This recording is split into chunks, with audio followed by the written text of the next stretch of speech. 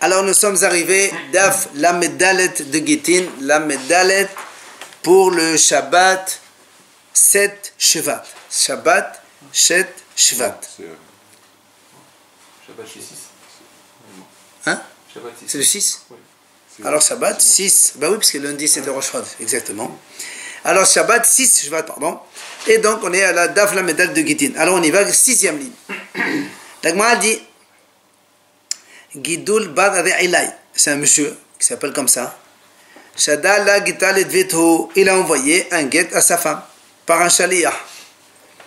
Azal Shliha Ashkaha Davat Yadva Benavla. Il est parti le shaliah, il est arrivé chez elle, il a trouvé qu'elle était en train de tisser du fil. Amal Ha Geter. Il dit voilà, il lui a montré le guet Rachid, il dit, il lui a pas donné, il dit voilà ton mari m'a donné ton guet pour te transmettre. Amrale, elle lui a répondu Zil hashtamead de talemaha. Il dit tu sais quoi, va aujourd'hui, rentre, va-t'en aujourd'hui, demain tu reviens, tu me le donnes. Azal et Gabé, il est parti voir le mari, il dit voilà ce que m'a répondu ta femme. Donc il lui a dit Patar ve'amal, Baruch Hatov ve'metiv. Le mari il était content, il dit Baruch Hashem, heureusement qu'elle n'a pas pris. Ça veut dire il regrette quoi. Alors le problème est le suivant. C'était même s'il a dit c'est-à-dire le guet il n'est pas nul pour autant. Le guet en soi-même, donc elle n'est pas divorcée parce qu'il ne lui a pas donné. Mais s'il veut divorcer avec ce même guet quelques jours plus tard, il n'y a aucun problème. Rava Amar Baruch Hatov Ve'ametiv Ovatel Geta. Rava dit non. Comme il a dit Baruch Hatov Ve'ametiv, ça veut dire qu'il est content que le guet n'a pas été donné. Et donc, du coup, le guet, il ne faut plus rien. S'il veut divorcer, il devra faire un autre. C'est quoi l'objet de leur discussion Abaye Rava? Elle répond en fait, on parle ici de Gilui Data, c'est-à-dire celui qui émet une réserve sur son guet quand il dit par exemple je ne veux plus de ça. Est-ce que le fait de dire je ne veux plus de ça, est-ce que ça sous-entend que le guet il est battel, oui ou non? Et l'Agma nous explique, pardon. Abaye Savat, Gilui Data Bigeta Laumiltahi. Abaye dit comme ça, quand quelqu'un il dit Gilui Data, il dit non, je ne veux plus. Comme celui-là, il dit Baruch Hashem que tu n'as pas donné. Pour lui, c'est rien. Laumiltahi. Ça veut dire, c'est comme si, ça ne s'appelle pas Bitoul du guet. Et donc le guet, il est encore valable pour le donner plus tard. Alors que Rava, lui, pense, Savat, Gilui Data Bigeta Miltahi. Rava, il dit non, Gilui Data, ça marche. Quand quelqu'un dit heureusement comme celui-là, Baruch Hashem, tu ne l'as pas donné, machma qu'il est content que le guet n'a pas été donné, donc que le guet il est nul, donc on ne peut plus le réutiliser par la suite. Ça c'est l'avis de Rava. Amar Rava, il a dit Rava, Mena Amin Allah, d'où moi j'ai appris ça, comme quoi que quand on fait Giludat, ça annule le guet. Il a dit de Rav Sheshat, Ashkele Geta Le'au Gavra Be'al Kolhe. Rav Sheshat, il était donc au tribunal, donc c'est lui le Rav. Il y avait un monsieur, il lui a fait donner un guet à sa femme par force. Il lui a dit voilà, tu donnes le guet à ta femme. Il lui a fait écrire le guet, il a dit tu dis, il faut le donner. Ce qu'il y a, qu'est-ce qui s'est passé après? Le monsieur, il est parti voir les témoins. Il leur a dit, vous savez, Rav Sheshat il a dit, il est parti, il a menti. Et Rav Sheshat a dit que ce que vous avez signé comme guet, c'est battel, c'est nul. Et la Gemara a dit Rav Sheshat Rav Sheshat, il a obligé de faire un autre guet. Je n'ai pas compris le cas. Il a donné, Rav Sheshat, il a amené monsieur. Il a dit, il a obligé à donner un guet à sa femme. Il a dit, il a deux témoins. Il a dit voilà, vous écrivez, donner un guet à ma femme. Après lui, il est parti voir les témoins. Il dit, monsieur Rav Sheshat, il a dit, c'est pas vrai. Il a dit, Rav Sheshat, il a dit, c'est nul, ne faites pas. Mais en vérité, Rav Sheshat n'a rien dit. Mais Rav Sheshat, quand même, avec sa parole, il a quand même tenu compte de ça. Il lui a fait réécrire un deuxième. Donc tu vois pas Gilui Da'at, ce qu'il a dit, tu vois bien que Gilui Da'at, ça marche. Alors, la Gemara a dit, Abaye. Qu'est-ce qu'il dit Abaye de ça? Abaye te dit comment? Rav Sheshat me battait Gita de Enshahaba. Il dit comment? Quand il leur dit, Rav Sheshat, il a dit le guet il est nul. Il dit comment Rav Sheshat il peut annuler un guet qui n'est pas le sien? C'est le mari qui annule le guet, c'est pas le Rav Sheshet. Comment le monsieur leur a dit, Rav Sheshet, il a annulé le guet? Il dit non, et au bête là, c'est lui le monsieur qui a annulé le guet. Toi tu dis, c'est lui qui a annulé le guet. Alors pourquoi il leur a dit, Rav Sheshet, il vous dit de ne pas donner? Monsieur Mdepnoui, il avait peur des chamachim de Rav Sheshet, il avait peur. Il a dit, Rav Sheshet, il a dit non, mais en vérité c'est pas vrai, c'est lui-même qui a annulé. D'accord? Donc c'est pour ça qu'Abaye il a dit, ça s'appelle pas Gilui Da'at ici.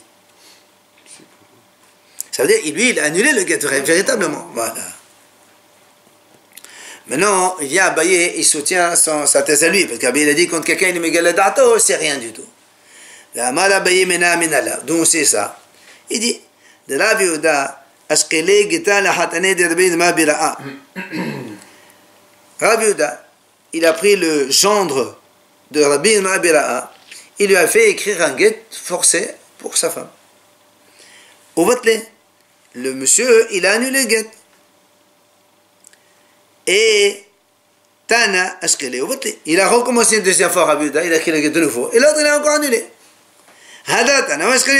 Encore un. Il a recommencé une troisième fois.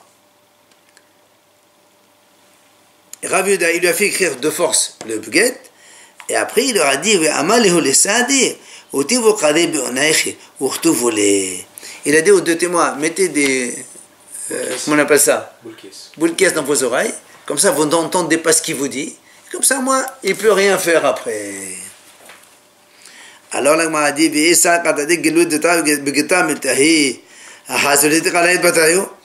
Abaye, il dit, mais si maintenant on pense que quand quelqu'un, rien qu'il donne une réclamation, il dit, je suis pas content, un truc comme ça marche. Alors on le voit très bien ce monsieur, les deux témoins, ils vont le voir, qu'il est en train de courir derrière eux, même s'ils l'entendent pas. Le fait qu'il court, on comprend qu'il va annuler le guet. Alors donc ça devrait marcher. Et pourtant on a dit que ça marche pas, donc tu vois bien que Abaye, il a dit, j'ai raison. Alors qu'est-ce qu'il dit Rava de cette preuve? Rava il te répond, non, le fait que il le voit en train de courir derrière,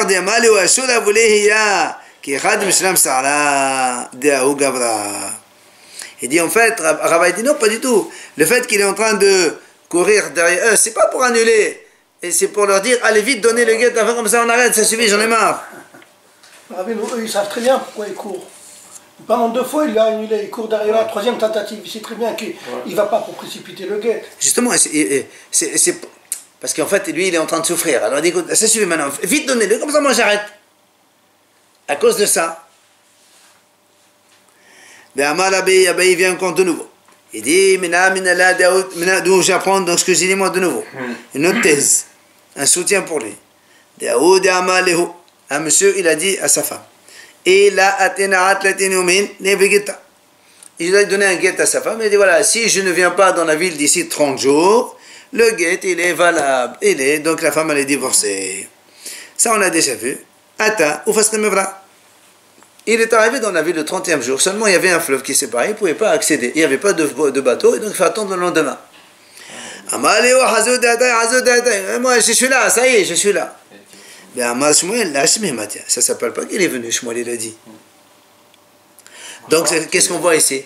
Même s'il dit, oui ça veut dire le guet il est bon. Donc même s'il demande cette désapprobation, on a dit que le guet... Ça n'a pas d'importance. Quoi qu'il en soit, tu vois bien que donc ça ne s'appelle pas qu'il est venu. Et donc, qu'est-ce qu'on dit? On voit ici que quoi? Que même s'il a montré Gilui Da'at qui n'est pas d'accord, le quête il est valable. Et alors? Donc ça va contre. Abaye. Voilà, c'est ça. Donc Abaye lui il a dit. Donc tu vois bien, même s'il a dévoilé comme quoi son esprit il dit ça marche pas, nous on a dit que le guet marche quand même. Alors vient là-bas et Rava qui là-dedans, il te dit Hatam le vatole guet abaye, Hatam le koyim tne abaye, behaladam tne. Rava te dit mais attends, là-bas il n'est pas venu pour annuler le guet. Il est venu pour, il a mis une condition. Il veut confirmer sa condition. Il dit voilà monsieur, la condition elle n'est pas réalisée. Alors qu'en fait elle est réalisée. Dans le sens où c'est pas comme il le veut lui. L'Agma ramène une autre histoire. Un autre, il a dit comme ça. Il a donné un guet à sa femme, il a dit, c'était sa fiancée cette fois-ci. Il a fiancé la Kodesh. Après, il lui donne un guet, il dit, voilà, si je ne me marie pas avec toi d'ici 30 jours, le guet, il est libre, tu peux partir. Il est fiancé. Ah, il a fiancé. On arrive aux 30 jours. Et il n'a toujours pas. Il n'arrive pas. Il leur a dit, maintenant, je suis en train de faire les préparatifs. Je suis en train de faire les préparatifs pour le mariage. Alors, il m'a dit, qu'est-ce qu'on craint dans ce cas-là?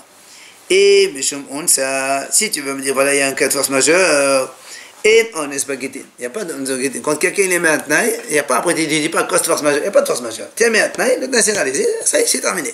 Comme ici, tu as dit j'arrive 30 jours, après tu me dis je suis en train d'occuper de préparer le mariage, c'est pas notre problème ça.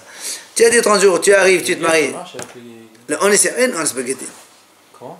On ne sait pas de cas de on, se dit j'ai un cas de force majeure. Ça marche avec les fiançailles? Bien sûr. Oui. Maintenant, si maintenant tu me dis voilà, il émet des réserves. Et même en même temps là, il dévoile qu'il veut se marier. Voilà, c'est ce qu'il dit. Ça c'est le mahlouk de Rabbi Rabba. Un il dit oui, un il dit non. Donc.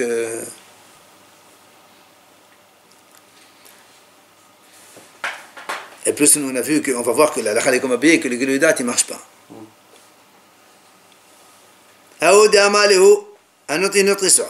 Un homme il a dit à sa femme et là nasivna l'adi sharhad adat lehui gita. Si on ne se marie pas Rosh Hod Shadar, le guet, il lui a donné un guet. Si condition, si on ne se marie pas, le guet il est guet. On est arrivé au Rosh Hod Shadar, il s'est toujours pas marié. Il a dit, mais moi, je pensais Rosh Hod Nissan, pas Rosh Hod Shadar. C'est dur quoi? Il a dit quelque chose, non? Hein? Il a dit Rosh Hod Shadar. Oui, quand il dit, en fait, quand il dit Ad Rosh Hod Shadar, lui, il pensait que Rosh Hod Shadar inclut. Donc, jusqu'à Rosh Hod Nissan. C'est le problème. Quand on dit Ad Rosh Shadar, c'est jusqu'à, c'est dans les 2 jours. Alors, dans les 2 jours. Alors, et lui, il te dit Rosh Hod Shadar, pour moi, c'est Rosh Hod Nissan. Alors, il m'a dit comme ça. Les maïnes Hoja, qu'est-ce qu'on va craindre là-dedans? Imshum Ones, là aussi, et non spaghetti. Si c'est à cause de Ones, il n'y a pas de spaghetti. Imshum Gidou Data, là aussi, si là, il met une réserve, tu vois, il n'est pas content, là aussi, c'est Mahlouk Tabaï Rabat, et nous, on va voir maintenant que là, comme quoi ça ne marche pas. El Kheta, elle conclut comme ça. El Kheta, qui est Nahman. C'est-à-dire que la halakha comme Rav Nahman qu'on a vu précédemment quand il a dit ici, Rav Nahman il a dit quand on veut annuler un guet, il faut le faire devant 2 par rapport à Rav Sheshet qui a dit 3. Et la Gemara continue. El Kheta, qui est Nahman de nouveau. La deuxième halakha comme Rav Nahman qui a dit Rav Nahman ici, quand on veut Rav Nahman il dit quand on veut annuler, c'est ça, que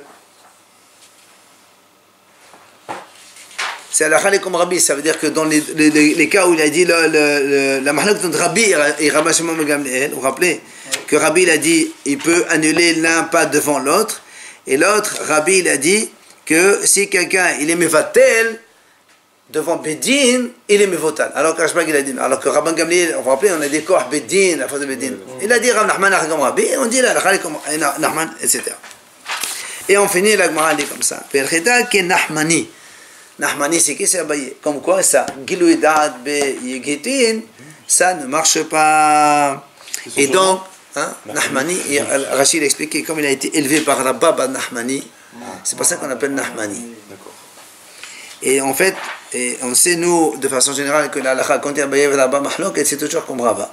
Sauf les 6 cas. Ils ont les initiales Ya'el Kegam, Ya'el Yud, Ayn, Lamed, Kouf, Gimel, Mem.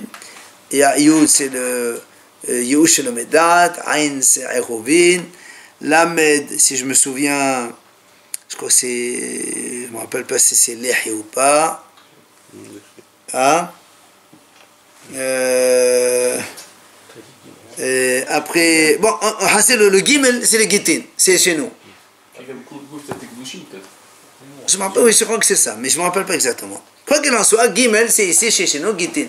Quand il y a Gilou et Da'at, sinon, c'est comme si tu n'as rien dit. Parce que le get, il est valable comme get, il n'est pas batel. Allez, nouvelle Mishnah maintenant. Matnitina Mishnati. Ba'adishona, au début, quand il écrivait le get, Haya Mishane Shemu Shma Shem Ado Shem Ela. Ça veut dire que quand un homme il avait deux prénoms, par exemple, ou sa femme avait deux prénoms, il écrivait un seul. Seulement, Rabban Gamliel Azaqin. Rabban Gamliel, le vieux, il a institué, Shei Kotev, Ish Ploni Bechol Shum Sheyesh Lo, Isha Plonit Bechol Shum Sheyesh Lo, Mepenet Konarala. Et donc, Rabban Gamliel a instauré que quand on écrit un get, on écrit Monsieur Reuben, qui s'appelle comme ça, et s'il a un prénom, voilà, des surnoms à droite, à gauche, il doit les écrire. Comme ça, il n'y a pas de confusion. Comme on écrit comme ça. La même chose pour la femme, il divorce de sa femme qui s'appelle comme ça et qui a aussi d'autres noms comme ça et comme ça. Au début. Non, pas. Non, si. Oui, mais on marque le nom Reuven Ben. Comment tu veux savoir? Au début, c'est dire quoi? C'est dans le. Avant Rabban Gamliel. Avant Rabban Gamliel, on écrivait comme ça. Il écrivait un nom. Par exemple, ici à Marseille, on le prenait sur un nom. Il y a un autre prénom. Il écrivait qu'un seul nom. Amar Gmara. Amar Rav Yehuda Amar Shmuel. Il a dit Rav Yehuda au nom de Shmuel. Shalhu leh bnei Medinat Hayam le Rabban Gamliel. Les gens qui habitaient donc en dehors d'Israël, ils ont envoyé à Rabban Gamliel la question suivante. Bnei Adam habaim misham lechan. Donc les gens qui viennent de là-bas, puisque eux ils sont en dehors d'Israël, de là-bas, ça veut dire d'Israël, ils viennent en dehors d'Israël, chez eux, par exemple à Paris ou ailleurs. Shemo Yosef, Wekod en lo Yohanan. Yohanan, Wekod en lo Yosef. Par exemple, là-bas, il s'appelle Yosef, ici, il s'appelle Yohanan. Ou le contraire, là-bas, il s'appelle Yohanan, il s'appelle Yosef. Ils lui ont dit, comment ils peuvent divorcer de leur femme? C'est marqué là-bas Yohanan, après ici, il s'appelle Yosef. Comment on va savoir si c'est la même? D'accord? Alors, Ahmad Rabban Gamliel Yetrin, Shiyu Kodvin, Ish Ploni Vechol Shum Sheyesh Lo, Isha Ploni Vechol Shum Sheyesh Lo, Mepenet Konarala. Donc c'est pour ça que Rabban Gamliel a parti de cette question, il a instauré d'écrire dans le guet, il s'appelle Monsieur X et qui s'appelle aussi un ou deux ou trois autres prénoms. La même chose pour la femme. Comme ça au moins on est tranquille, on est sûr que c'est le même. Là-bas ou ici c'est pareil. La crainte c'est quoi? C'est que parce que dans cette ville on l'appelle comme ça, donc il n'y a pas de problème, on n'aurait pas à mettre son nom. Mais dans une autre ville. Oui, imagine, la femme elle se marie avec un guet, il s'appelle Yosef. Ou bien il écrit le nom qu'il a à Paris. Les gens ils vont voir comment Yohanan. Et sa femme, elle ne s'est jamais divorcée, celle-là. Parce qu'ici, il s'appelle Yosef. Il ne savent pas que c'est Yohanan. Donc, c'est pas... Pour éviter ces histoires. Imagine, après, ils vont dire, tiens, c'est des enfants de Mamzerim, etc. Tu imagines un peu ce que c'est? Donc, on écrit tout, comme ça, on est... Et c'est ce qu'il a dit. Mais comme ça, on est tranquille. Amar Rabashi, il a dit Rabashi, mais, à condition, d'être hazak, ça veut dire que, bon, c'est pas quelqu'un, il appelle au fin du monde un prénom, ça y est, tu vas venir. Non. Il faut que les gens ils le connaissent sous un prénom dans un endroit, avec Ahzaka, comme quoi les gens ils l'appellent comme ça, et dans un autre endroit la même chose. Aujourd'hui, des fois ils vont en France, il s'appelle Jean-Pierre, en Israël, il s'appelle David. Voilà, par exemple. Amali Rabbi Abba le Ravashi. Rabbi Abba il a dit à Ravashi, il a dit Rabbi Marie, écoute ça, Rabbi Elazar, Kaime Kavatach. Rabbi Marie et Rabbi Elazar, ils ont tous les deux comme ça, c'est vrai. C'est parce que quand est-ce qu'on écrit les deux prénoms? Quand il y a Hazaka, comme quoi le monsieur il appelle vraiment là-bas dans un nom, avec un prénom, et dans un autre endroit, Hazaka il s'appelle avec un nom. Et là, on nous ramène ici Tanya Kebaté de Ravashi, donc il y a une braïta qui renforce ce qu'il a dit Ravashi. Hayulu shte nashim. Si un homme il avait deux femmes, Ahad Beouda et Ahad Bagalil. Une femme à Yehuda, donc au centre d'Israël, et l'autre Bagalil au nord d'Israël. Velo shne shemot. Et le monsieur lui-même, il avait deux prénoms différents. Ahad Beouda et Ahad Bagalil. Yehuda, il s'appelait d'une façon, et Galil, il s'appelait d'une autre façon. Verash et Tziyoshto chez Beouda, Bishmo chez Beouda. Verash chez Bagalil, Bishmo chez Bagalil. Et qu'est-ce qu'il a fait? Dans Yehuda, il a écrit son nom d'Yehuda et la femme. Dans le Galil, il a écrit son prénom qui est Galil et sa femme. La Gemara dit, donc la Braïta a dit, elle n'est pas divorcée. Mais au départ, il a divorcé là, et là, c'est ça? Il a divorcé de deux femmes. Mais chacun, il a marqué qu'un prénom de là où il se trouve. Or, il avait deux prénoms qu'on connaissait là-bas ici. Nous, on vient de dire maintenant, il faut, quand il y a deux, il faut marquer les deux. Le divorce n'a pas tenu. C'était pas mon divorce. Ah, si, regardez, c'est chez Beouda, Bishmo, chez Beouda, chez Galil, Aimo. Bishmo, chez Galil, Bishmo, chez Galil, chez Beouda, Aimo. D'accord? Donc la condition, elle est que quand il va divorcer sa femme de Yehuda, il faut que marque son nom de Yehuda et aussi son nom de Galil. Et quand il va divorcer la femme du Galil, il va marquer son nom de Galil et aussi son prénom de Yehuda. Alors que Minatora, ce gars, il est bon. Donc on retrouve le système qu'on avait vu avant. Si on attaque à notre Rabban Gamliel, c'est Haramim qui ont attaqué. Alors maintenant il dit, Yassa les maqom aher. Maintenant si monsieur il est parti dans un autre endroit, ni Yehuda ni Galil, un autre endroit. Virilash be'had mehen merodeshet. Maintenant là-bas, il fait il démégrèche une femme avec un seul nom. Alors elle est mégoreshet. C'est le même cas, sauf que là il est parti dans une autre ville, c'est ça? Voilà, c'est plus Yehuda Galil. Et pourquoi il serait Alors c'est pour ça qu'il m'a dit, alors comment? Shem di Galil Ebo. Tu as dit tout à l'heure, il faut écrire tous les noms avec. Alors comment tu me dis que c'est bon? Et la shmamina, hadit hazak, hadit hazak, shmamina. Donc tu vois bien que c'est parce que là-bas il a été mis hazak. On a hazaka que les gens ils se connaissent sous ce prénom. Dans les Yehuda, dans Galil aussi c'est pareil. Mais dans là-bas où il est parti, les gens ne les connaissent pas. Donc ça compte pas le prénom qu'il a mis là-bas. C'est ça la hazaka. Hahi, la Gemara nous dit. Il y avait une femme. De'avo kado la Myriam, ufurta Sarah. Il y a une femme qu'on appelait Myriam. Elle avait un prénom qui s'appelait Myriam. Elle s'appelait Myriam. Et puis peu de gens, il appelait Sarah. Peu de gens, il appelait Sarah. Amen Herdai. Herdai, ils disent comme ça. Quand on écrit son nom, on écrit Myriam, Vechol Shom Sheishla. Et les autres prénoms. Et on ne dit pas Velo Sarah, Vechol Shom Sheishla. On ne dit pas Sarah et tous les autres prénoms. Parce que Sarah, c'est un prénom qui est très peu utilisé, puisqu'il y a marqué peu de gens qui connaissent ce prénom. Donc on marque le nom officiel, et on dit les autres noms qui sont contenus. Et comme on a parlé de la Takana de Rabban Gamliel, alors la Mishnah continue dans un autre sujet qui n'a rien à voir avec Kittin. Enfin, un petit peu. Matitin, en almana nefrat menerse tomim, ella bishwa. La Mishnah nous dit, quand une veuve, son mari meurt, elle a droit à la Ktuba. Ou elle va chez les orphelins. Elle leur dit, voilà, il faut me donner ma Ktuba. Il dit la Mishnah, il faut qu'elle jure, avant d'encaisser la Ktuba, il faut qu'elle jure quoi? Qu'elle n'a pas encore pris sa Ktuba. Imaginez que le mari lui a donné déjà. De son vivant. Voilà. Alors, ou bien qu'elle a pris déjà sans dire à personne. Alors elle jure aux orphelins comme quoi elle n'a rien pris. Il lui donne sa Ktuba. Ça suffit, ça je vois? Attends.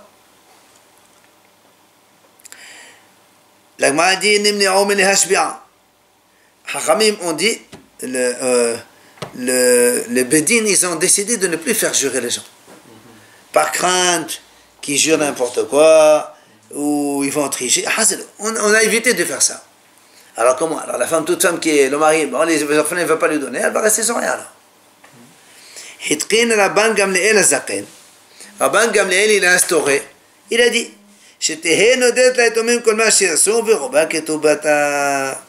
c'est-à-dire, la femme, elle va faire un neder aux orphelins, comme ils veulent. Ils lui font faire un neder, comme ils veulent. Le plus gros neder. Comme ça, elle peut encaisser sa ktuba. Rachid a donné un exemple, c'est quoi? Par exemple, ils lui disent, voilà, tu fais un neder, que tu n'as pas le droit de profiter d'aucun aliment dans ce monde, si tu as pris un centime à notre père. C'est comme jurer, c'est pareil. C'est pas un neder, c'est pas pareil. Pourquoi tu veux la priver comme ça? Non, parce qu'on a peur qu'elle a déjà pris d'argent. Non, si tu as pris un centime à notre père, tu fais un neder de ne plus rien manger. De chez qui?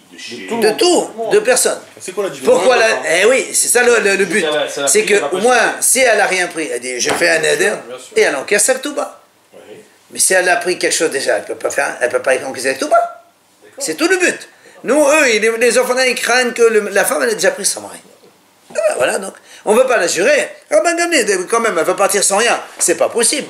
Elle a une ktuba de je sais pas moi, 50 000 euros, 200 000 euros, sans rien, moi. Tu lui dis, non, madame, allez, va-t'en. Alors, il a dit, voilà, on a trouvé une faille. Fais-nous faire un neder. Mais s'il lui a donné, il a donné avec témoin. Quand tu donnes le cadavre, il n'y a pas besoin de donner avec témoin. Non, imaginons qu'il a mis de l'argent dans la caisse, sous le lit, qu'elle a pris d'argent. Il est important, ça veut dire que s'il lui donne sans témoin, ça peut poser problème dans ce cas-là. Mais justement, c'est pour ça qu'on fait le jeu à la fin. Quand on fait 50 000 euros à quelqu'un, on le fait aussi avec un. Monsieur, quand un homme il est marié avec ça, mais il va lui donner de l'argent, il va pas lui faire des témoins et compagnie. Et tout. Quand on se trouve avec ça. D'accord? Ça, c'est un. Après, la Mishnah nous dit Ha'edim hotmin ala get mepene tekon ha'olam. Ça, on a déjà vu, donc, la Takana de Rabban Gamliel, comme quoi on fait signer les témoins al à get, c'est ça. Mepene tekon ha'olam. Comme ça, on est sûr que le get il est valable, qu'il n'y a pas de souci, qu'il n'y a pas d'histoire. Signer quoi, c'est quoi? Signer normalement. Hein, oui, normalement. Ça veut dire que Rabban Gamliel, il comprend de Vekatav là, Ketiva, pas Khatima, comme Rav Nachman, on avait vu avant. Oui, c'est sûr. Donc ça, c'est un. Et ça, c'est autre. Enfin, il nous donne une troisième idée. Là aussi, on va voir tout à l'heure, enfin, après dans la Gemara. Hillel aussi, il a instauré le fameux prosboul pour le Tekon Ha'olam. Parce que sinon, quand on est dans la 7e année, les riches ne vont pas prêter aux pauvres, puisque tu ne vas pas rembourser. Alors il a fait une grosse boule pour la bonne conduite du Olam. Alors le m'a dit moi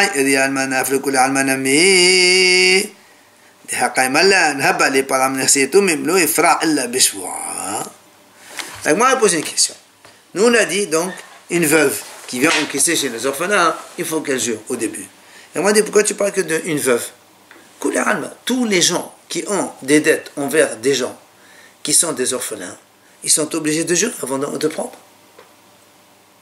Alors que, imagine, moi je prends de l'argent à quelqu'un, il doit me rembourser, il ne va pas me jurer. Il y a des contrats là-bas. Justement, non, moi j'ai un contrat. Je prends de l'argent à quelqu'un, il me doit 10 000 euros. Allez. Quand on est vivant tous les deux, il n'y a aucun problème, jamais le contrat, il me rembourse. C'est mon nom, et son nom et sa signature et tout ça. Maintenant, si lui il meurt, le monsieur qui meurt, l'emprunteur, je vais aller chez les orphelins, je dis monsieur voilà, il faut me rembourser. Alors quand ils me disent je n'ai pas le droit, il faut que je jure. Je jure que quoi? Que leur père il ne m'a pas payé. Parce que des fois le père il paye et on déchire pas le contrat. Alors tu vas prendre 2 fois. Mais ça se passait pas dans un bédine, ça on a vu? Non, pas pour des bédines. Même ça se passe pas dans Tu prends de l'argent à quelqu'un, tu vas aller au bédine. C'est le tuteur qui s'occupe de ça, d'accord? C'est pour ça qu'on pose la question. Non. La question, elle est, toi tu me dis, une veuve qui vient encaisser chez les orphelins, il faut qu'elle jure. Mais pourquoi tu parles de la veuve? Tout le monde c'est pareil. Tous les gens, tout le monde qui veut encaisser de l'argent chez les orphelins, ils doivent donc jurer avant de encaisser l'argent. Alors pourquoi tu me dis là, maintenant? C'est ce que dit, nous avons établi, celui qui veut encaisser de l'argent des biens des Etomim, il est obligé de jurer. Alors là, moi, a dit non. C'est vrai que tout le monde doit, mais Almana, tu sais pourquoi moi je t'ai parlé de l'Almana, seulement de la veuve, et c'est les Khalé, pourquoi? L'Almana